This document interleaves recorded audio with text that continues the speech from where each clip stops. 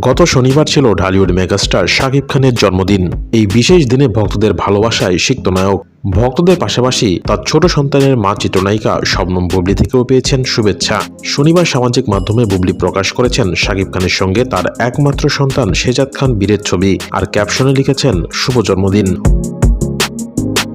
অন্যদিকে বুবলি বর্তমানে দ্বিতীয় সন্তান জন্ম দিতে আমেরিকায় অবস্থান করছেন। নতুন অতিথির আগমনে ঠিক সময় নিয়ে ভক্তদের মধ্যে কৌতূহল রয়েছে, যদিও পরিবার থেকে এ বিষয়ে কোনো আনুষ্ঠানিক সাড়া মেলেনি। শাকিব বুবলির সম্পর্কের টানাপোড়েন নিয়েও বুবলি সম্প্রতি এক পডকাস্টে খোলাখুলিভাবে বলেছেন, মাঝে মাঝে ছোটখাটো ভুল বোঝাবুঝি বা অভিমান হয়, কিন্তু সব আবার ঠিক হয়ে যায়। আমাদের কখনো ডিভোর্স হয়নি।